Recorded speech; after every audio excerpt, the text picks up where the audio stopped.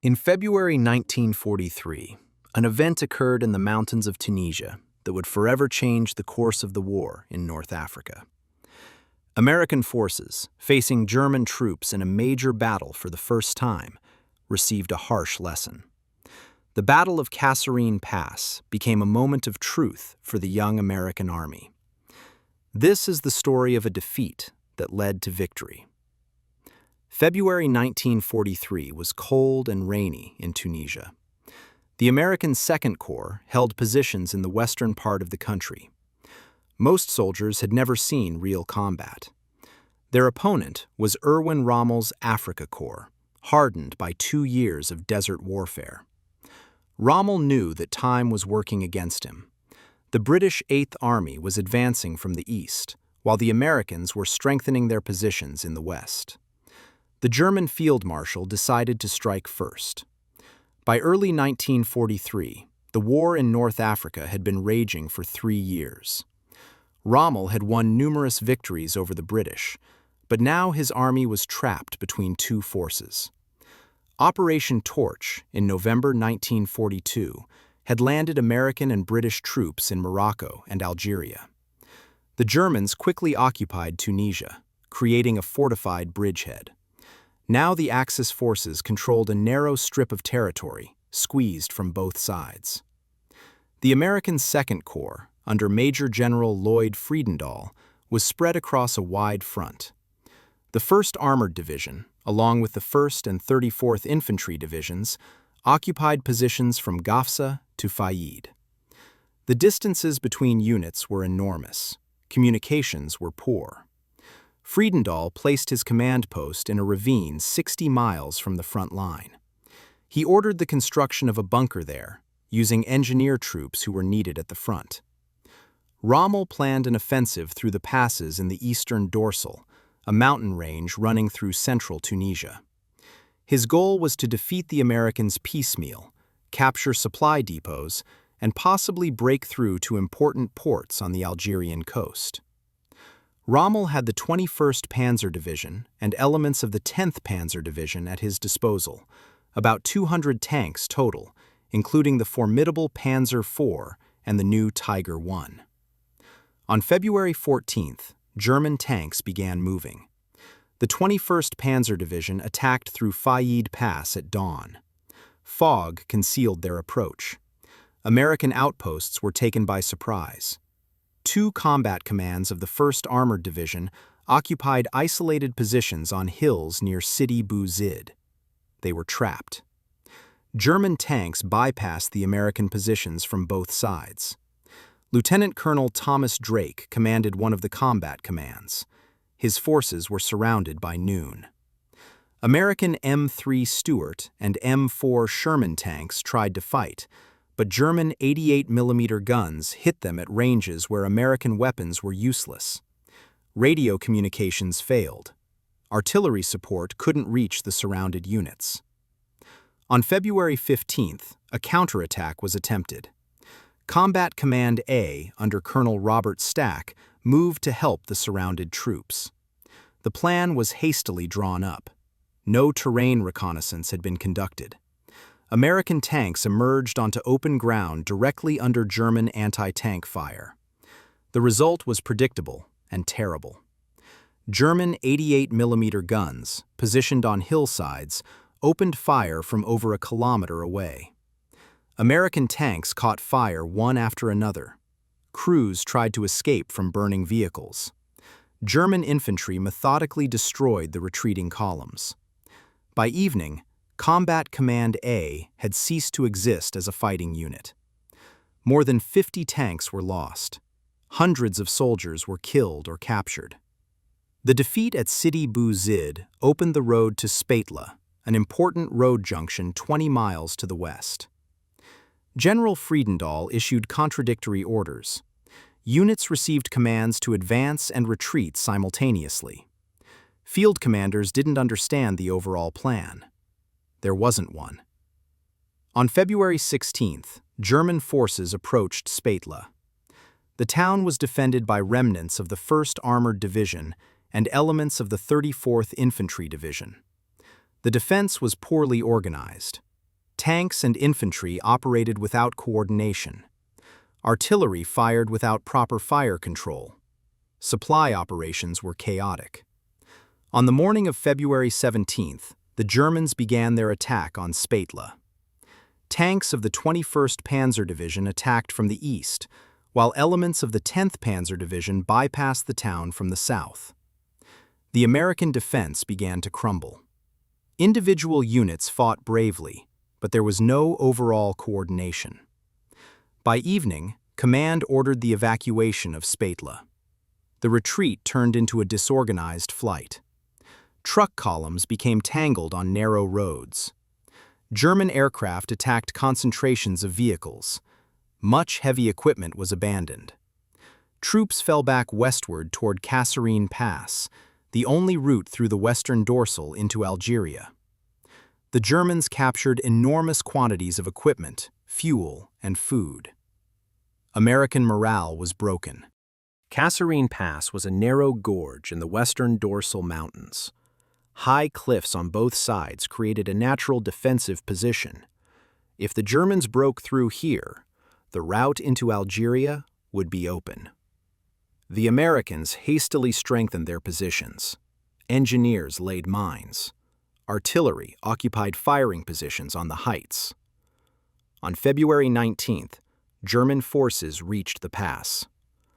Rommel personally directed the operation. He saw an opportunity to defeat the Americans completely. The initial attacks were repulsed. American defenders fought more stubbornly than in previous days. The narrow pass prevented the Germans from using their tank superiority. On February 20th, the Germans increased pressure. Mountain infantry began outflanking American positions through the mountains. By evening, the defense began to crack. German tanks broke through the pass under cover of darkness. American units began withdrawing. Catastrophe seemed inevitable. But on February 21st, something unexpected happened. The German offensive split into two directions. One group moved northwest toward Tala, another southwest toward Tebessa. Rommel couldn't personally control both thrusts. Italian command interfered with his plans. Unity of command was broken. East of Tebessa lay important American supply depots. Their capture would be a severe blow. Defense of this sector was led by Brigadier General Paul Robinette, one of the few American commanders who had performed well in previous fighting. Robinette was an experienced tanker who understood armored tactics. Robinette organized the defense on hills east of Tebessa. He used the terrain properly. Tanks were concealed behind reverse slopes. Artillery received precise coordinates for fire. Infantry occupied commanding heights. Anti-tank guns were positioned in camouflaged locations. Finally, American units were operating as a cohesive whole. On February 21st, German tanks attacked Robinette's positions. They ran into a well-organized ambush. American artillery opened massive fire. Tanks advanced from cover and struck German armor from the flank. Anti-tank guns fired from concealed positions. Infantry repelled German attempts to outflank the defense. The attack was repulsed with heavy German losses. Rommel was surprised. American troops who had fled days earlier were now fighting skillfully and in an organized manner. He noted in his diary that the Americans had demonstrated excellent tactical leadership. American artillery was particularly effective. Rommel realized that an easy victory was impossible. On the northern axis near Tala, the other German group also encountered strengthening resistance. British units arrived to support the Americans. Fresh American divisions were arriving from Algeria. Allied superiority in men and equipment was becoming overwhelming. Rommel's supply lines were stretched thin. On February 22nd, it became clear the offensive had failed. The Germans hadn't achieved their strategic objectives. Supply depots remained in American hands. The breakthrough into Algeria hadn't materialized. The British Eighth Army was approaching from the east. Rommel was caught between two fires. He decided to withdraw. On February 23rd, German forces began retreating through Kasserine Pass. They operated in an organized manner, covering the withdrawal with rear guards. Americans and British pursued cautiously. The memory of recent defeats was still fresh. By February 25th, the Germans had returned to their starting positions in the eastern dorsal. The battle was over. Losses were heavy on both sides. The Americans lost approximately 6,000 men killed, wounded, and captured. 183 tanks were destroyed or captured. Hundreds of trucks and other vehicles were left on the battlefield. The Germans lost about 2,000 men and a significant number of tanks. But these were veterans who couldn't be replaced. The Battle of Kasserine Pass became a turning point for the American Army. The defeat was humiliating, but necessary. It exposed all the weaknesses of the American military system: command, communications, tactics, coordination between branches. Everything required improvement. General Eisenhower quickly drew conclusions. General Fredendall was relieved of command of Second Corps. He was replaced by Major General George Patton, a tough commander with deep understanding of armored warfare. Patton immediately began reforms. Discipline was tightened. Officers who had shown incompetence were replaced. Tactical doctrines were revised. Special attention was given to coordination between tanks, infantry, and artillery. American commanders studied German tactics and developed countermeasures. Artillery received improved communications and fire control systems.